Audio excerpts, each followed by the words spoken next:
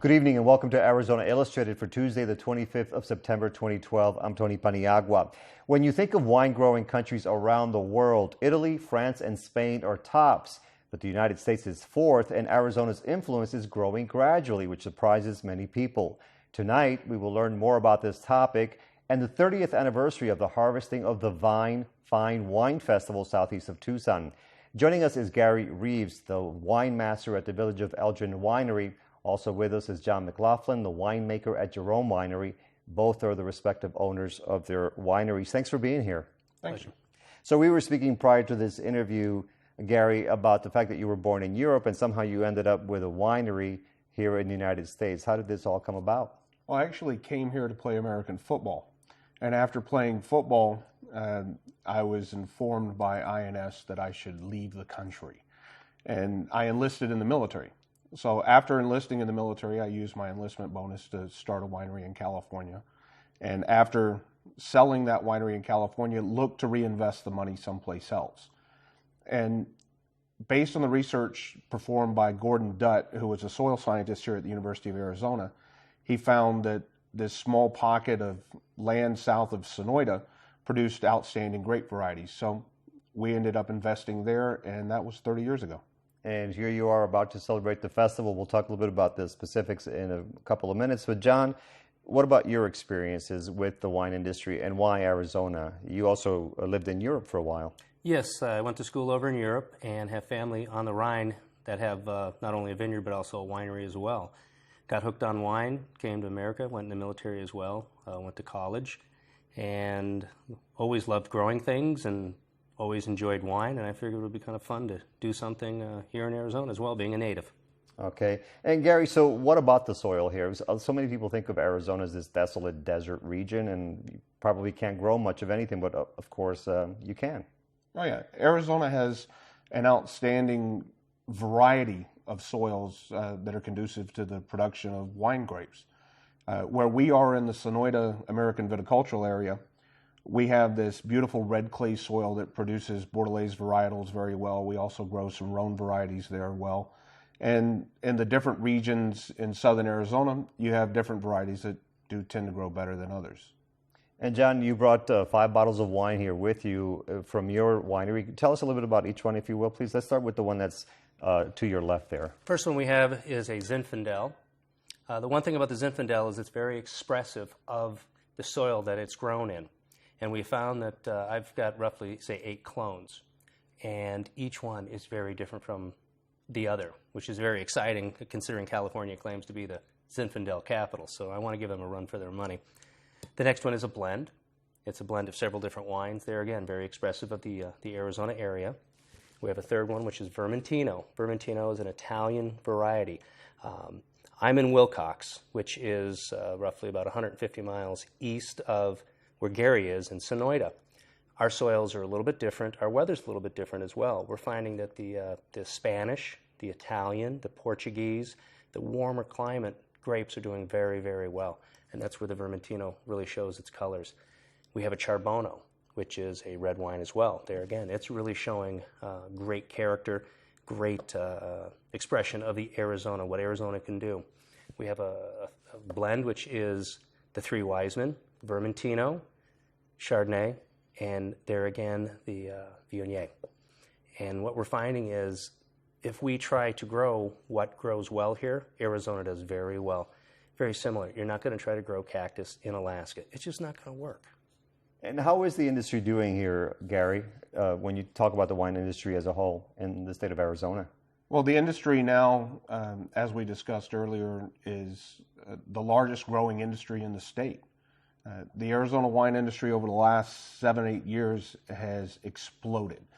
We have this huge influx of people coming in, producing outstanding wines, and increasing our market share in the local Arizona stores. And how do they rate on the world stage, John, the different wines from Arizona? I think we can compete with anybody. The one thing that's wonderful about going to our tasting rooms, not only ours, but all the tasting rooms, there's roughly 20-some tasting rooms in the state, is you're going to get something that's very expressive of the winemaker, of the grapes from that area. And Arizona, I would put against anybody in the world it's fun to actually do blind tastings because it surprises people. And Gary, we were speaking prior to this interview as well about how some people may see this as a really glamorous industry. Oh, wow, you get to wake up and sip coffee or tea in the morning, look at your vineyards, and it's so easy, it all comes together. You would disagree with that, right? Oh, no, it's 100% Falcon Crest. Mm-hmm. Yeah, it's a lot of hard work. The people that succeed in this business actually work 365 days a year, and it is a great deal of work. The art that's in the bottle is its own reward, and the fact that people enjoy it and, of course, more importantly, purchase it. That makes a huge difference to those of us that are actually creating this art. And wine is art.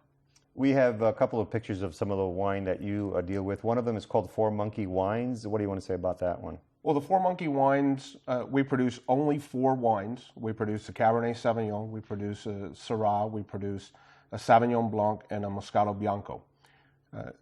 For me personally, one of the most rewarding things about this particular winery and this particular brand that we have is that we donate 50 cents from every bottle to aid people that cannot afford treatment for their children with autism here at the University of Arizona's GBC through our One Glass Foundation. And the other one, Tombstone, what do you want to say about that wine? Tombstone is the oldest Arizona wine brand.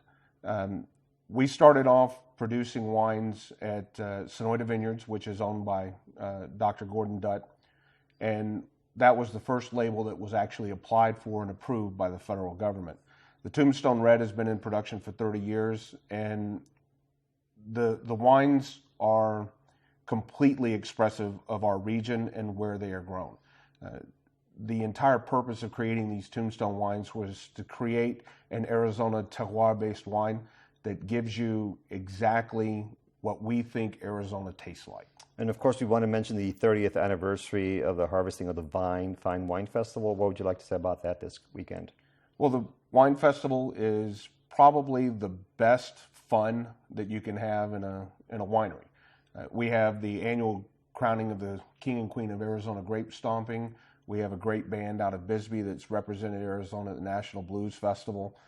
You get to sample wines, there's food included, and more important than anything else, we actually raise money for local scholarships by putting on this wine festival. It was started by Bill Latarte 30 years ago, and we've been very fortunate to continue to do this over the last 30 years. And that's going to be held on Saturday and Sunday coming up September this weekend. Correct. So, okay. The 29th and 30th. Very good. And then, Gary, finally, if anybody has not tasted wine from Arizona in just a few seconds, what would you say to him or her? I would say experiment. I would go to your local wine distributor or wine store that you purchase and ask, do you have any Arizona wines? I think people would be extremely surprised on what we've done in the last, I'd say, 5 to 10 years. Yes. We've really come a long way. Okay, excellent. Well, very much. Thank you very much for joining us, and good luck with the festival and with the wine industry here in the state. Thank you. Thank you.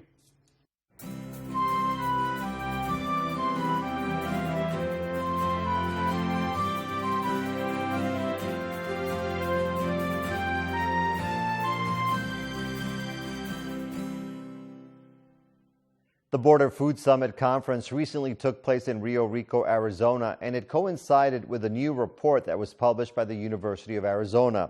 The report brings to light the complex ties between Mexico and the United States in a shared food system that has a long history. Luis Carrion has that story. Food is one of those things that has the power to bring people together. And now more than ever, people are coming together in the pursuit of healthy organic foods. Moms in particular are so concerned about the healthfulness of the food that they're purchasing for their children, and they're creating a growing demand for organic food. Dr. Ricardo Salvador is an agronomist. He's also a senior scientist and director of the Food and Environment Program for the Union of Concerned Scientists. He spoke recently at the Border Food Summit, which was held in Rio Rico, Arizona. The two key characteristics are that the outcome of participating in this food system our general well-being. Dr. Salvador taught the first course in sustainable agriculture at a land-grant university and conducted some of the initial academic research on community-supported agriculture. We want to design a different future. In his presentation, he outlined the benefits of organic food production. Organic food production is an idea that you can produce food without utilizing synthetic inputs. And it's an important idea because that means that you need to recycle naturally occurring resources. So primarily the nutrients that are important for crop production.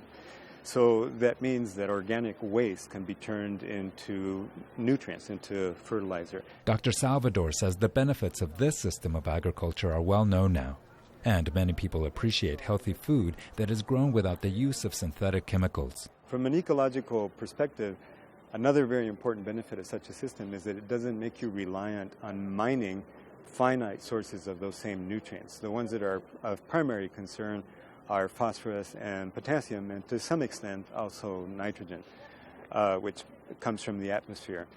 So an organic system is one that actually solves lots of issues at one time. Dr. Salvador says there are potential problems with the advent of organic food production. And some people have questioned whether it can be as efficient and productive as the more common industrial food production system. And in fact, there is scientific evidence from all over the world that it not only can be as productive, in many instances is actually more productive, but that depends on the management ability of the farmers. And so the systems in which it is most productive are those systems where farmers manage the entire ecosystem, not just an individual crop. They will manage multiple crops, often in simultaneous cropping situations. According to Dr. Salvador, there's much that can be learned from traditional food production techniques that were developed by ancient cultures. And he's glad to see a newfound interest in organic food production. But he says there are reasons to remain vigilant about how our industrialized system adapts to growing demand. That demand is so strong that the world's largest retailer, Walmart, is actually beginning to stock organic food and supply it. So there is the danger that organic could become appropriated and that it could actually be scaled up and practiced on an industrial scale where essentially it's a benefit to large corporations because they capture the market. Now, you know, we're living through that transition right now, and it's something to keep an eye on. I think the jury is still out on how that will turn out. You can find more information on the Border Food Summit and organic food production by going to our website at azpm.org. Voters are getting many options to have their voices heard in the upcoming general election, and one of them, if approved, will actually change the elections themselves. Michael Chihak has an interview about Proposition 121 and what it would mean for Arizona. Tell us what Proposition 121 will do. How will it change the system? What the top two system wants to do is have one primary where all the candidates, all the voters participate, regardless of party. It's somewhat comparable to nonpartisan elections that we find on the local level, with the exception of Tucson, where the partisanship is no longer the most salient thing. What the top two tries to do is to impose or bring about a winnowing system where you just eliminate candidates in the primary and wind up with the top two vote getters, regardless of party, who face each other in the general election. Now, do you think that will make elections more competitive in Arizona? Well, it'll make the primaries more competitive, certainly. Everybody, all the candidates, rather than people separating out by party, all the candidates will be in one primary, so that you'll have an awful lot of choice, and you'll be in the same. You'll get to vote in that primary, whether you're a Democrat or Republican, and you'll get your choice of all the candidates. So that would be a lot more competitive. Of course, when you get to the general election and you winnow it down to the two people, then there are probably fewer candidates in the general election than you have now. Third parties would probably have a tough time getting through the primary to put their candidates on the ballot to be one of those top two. Now, the proponents of this measure say that independent voters are currently pretty much left out of the system and that this will help draw them in. Is that true? Do you see that in your analysis? Well, I think yes. I think you find that they are pretty much left out of the process, and that you probably will encourage their participation, particularly in the primaries. They're left out of the process because I think many of them in Arizona, even though they have an opportunity to vote in the primary of their choice, don't take advantage of that primary, or that opportunity. But what they do under the top two system would be voting in a primary that's open to everybody. It wouldn't be somebody else's primary. It would be open to everyone. And I think that would encourage them, and I think there's some evidence to suggest that that would encourage them to get more involved as voters. And they would have more choice, too. Now, you said evidence that they might get more involved. Yeah. And some of the evidence you cite in the analysis you did is from the state of Washington, which has now had this system in place for 2 or 3 election cycles. What did you find there? Well, it's hard to come up with definite conclusions on that. In some of the elections, the rate of participation did increase. I don't know, though, by breaking it down, whether I'll find out that it was somebody else besides independents who actually were more involved. And there have been other elections under the top two system in Washington with the primary where participation was actually lower. I think in California, too, the participation was not as high as people expected in the California primary just held under the top two system in June. But there's so many things that can affect turnout other than the top two system. The candidates, the issues, national trends, a lot of things that determine whether people are going to vote or not. Whether this system goes into place or not, what political realities are there that will remain in our system? Well, I think some people argue that, and there is some reason to say this, that the whole proposition is sort of anti-political party, and that it will have a depressing effect on political parties. That's the theme. And I think you can say that the parties are not going to be destroyed by the system. They're going to stick around. And to some extent, they're going to game the system. They're going to figure out how to work it. But in a way, and the system itself does not totally eliminate partisanship because you have, as a candidate, the ability to identify your party registration on the ticket and on all election material. So people have an idea who's Republican and who's a Democrat. So I don't see the political reality is that the change could be very modest. It might encourage people to vote for the more moderate candidate. In districts where you have 2 candidates from the same party, the chances are you probably will get the most moderate candidate elected because you'll have independents and people from the other party making that choice as well as the regular party members, and they're likely to skew it. You know, if you have a Republican who is more moderate than another Republican, the Democrats are probably going to vote for that moderate Republican, as would the independents.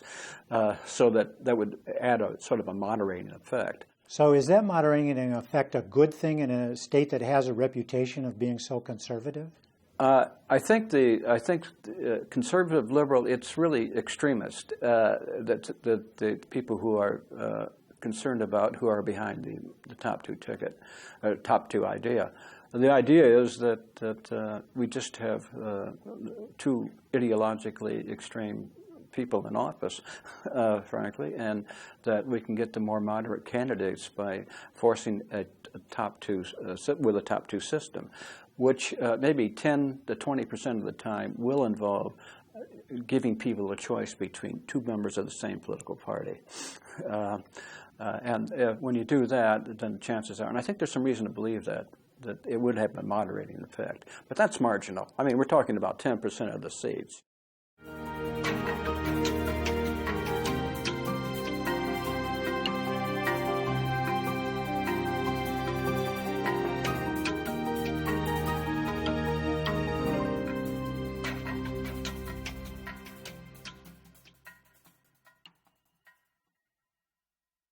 Longtime Tucson music fans may be aware of the long history and diversity of the local music scene, and the Tucson Musicians Museum is dedicated to preserving and celebrating this cultural asset while encouraging and supporting the next generation of talented artists. Mark McLemore has an interview. And here to talk about the Tucson Musicians Museum, we have co-founder Susan French, who's joined by Dennis Beret, who's now participating in their youth music mentorship program. We'll talk about that in just a moment, but first, Susan, lay out for us the origin behind the Tucson Musicians Museum. Well, it actually all came to be in 2006. And I was talking with George Howard, who is the co-founder. We founded it together. We were talking after a gig that he was playing, and he said, I've got all these great photographs of all these musicians, and I'd like to share them. I want to get them out there. And I had just finished a business degree program, and so he's like, well, do you think we could do some kind of business with this? And I was like, well, are you out to make money, or do you just want to share the photographs? And he said, really, I'd just like people to see and learn about the great wealth of Tucson, of musicians that we have in Tucson. And so we thought about it, and I said, well, what about a museum? What if we did like the Tucson Musicians Museum or something, and we could have a mentorship program and, perpetuate the sound of Tucson. And so it sort of developed from that. So he had a collection started already of these great musicians, and then we just sort of took it from there. And how can the public see these photographs now? Right now we have the majority of them displayed at the 17th Street Market.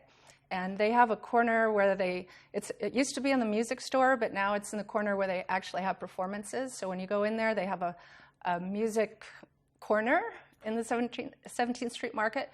We got involved with them through Tom Kuzian, who's on our board of directors. And he's also a guitarist who was inducted several years ago. And a lot of people probably don't know that about Tom, but he is a good guitar player. Well, when you're looking to represent the Tucson music scene of the last 20, 30 years, maybe even farther back. Further back. Okay, Correct. Further back than that. How inclusive are you of different styles? Well, that's a good question, because I can't profess to know who's deserving of this. And George knows a lot about his industry and his genres. But we rely on people like Dennis Beret for the classical. We talk to people at the university. Dean Armstrong used to be on our advisory board for country. We have people in the mariachi, so we can get all kinds of people from different genres who are leaders in their genre, who can really help us, educate us about the people who have, founded this or that in Tucson, or who go back the furthest. So we rely on an advisory board. Well, let's talk about the music mentorship program, because that sounds like an exciting idea. If young musicians are looking for lessons, and we all know that financial cutbacks in the school system has meant that arts programs and music programs are on the decline. So how does the Tucson Musicians Museum seek to fill this gap, maybe? Dennis? Well, okay. The idea is simply that not so much that the schools are in decline. They're actually in an ascendancy as of the last year or two. Things are coming up. But the idea is that there are a lot of kids out there who have maybe difficulties or who are in need of something to stimulate them and move them forward with something that they can do or they can believe in. So we actually rely on the public schools to tell us about kids that they've identified that are talented perhaps or need something to go with, and we can pick them up and help them by giving them sometimes private lessons, sometimes getting them into a performing group, sometimes just talking to them and say, hey, what do you really want to do? Where do you want to go? Well, you're coming to this role after 4 decades of experience leading the Tucson Junior Strings. Right. That's why we want him. So tell us a little bit about what you are looking for, what you see in a young musician that gets you excited about having them be a part of this program. Well, okay, music is one of the best things in the world for people development. We're not trying to produce professional musicians necessarily at all. What we're trying to do is give them a skill, give them something that perhaps they identify with, that they can use as a base to build other skills on. And we have seen it time and time again where we'll take a kid, he's maybe floundering. I can think of one that they were going to throw him out of school. I said, no, give him to me. And we gave him some lessons. We got him into my program, which is Tucson Junior Strings. And his grades started to come up. As he learned music, then he took an interest and a pride in the other things he did. He graduated from high school with honors. He went to college on a scholarship in music. And his junior year was named Outstanding Education Major at one of the state universities here. And he's now teaching in Tucson, Arizona. Music. Well, there's a portion of Tucson music royalty that's going to be taking a part in your event this weekend. Tell us a little bit about how the Bromberg Yes, we're so excited about this event. It's been 3 years since he's playing here. The person to whom you're referring is Brian Bromberg, and he's a longtime favorite jazz bassist. And he's actually going to be playing with his brother David, his big brother David, who drums. And we're also we're inducting both of them, and we're also inducting posthumously their father Howard, who is also a well-known drummer here in town. We have just about every genre is going to be represented. So we have people from blues and rock. We have Bobby Kimmel, who co-founded the Stone Ponies with Linda Ronstadt, and Sid George, and we have so many great people, Reverend Amos Lewis. And when is this going to be? Okay, it's at the Leo Rich Theater, 4 to 7 p.m. Sunday, September 30th. So please come. Get on our website, www.tucsonmusiciansmuseum.org, and buy lots of tickets. And that's also the home of the virtual museum at this point. That's where our virtual museum originated, yes. Well, Susan, Dennis, thank you so much for your time. Thank you, Mark. It was a pleasure.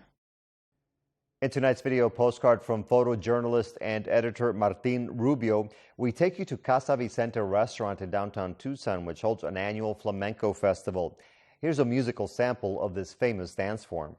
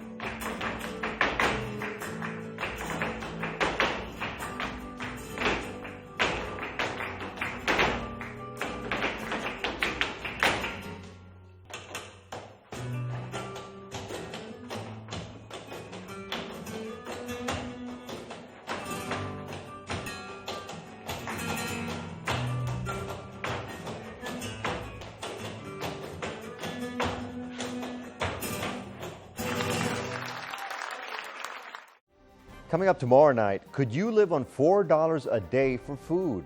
We'll tell you about a challenge from the Community Food Bank from Southern Arizona. And roller derby season is about to begin in Tucson. I'm Tony Paniagua from all of us at Arizona Public Media. Have a great night.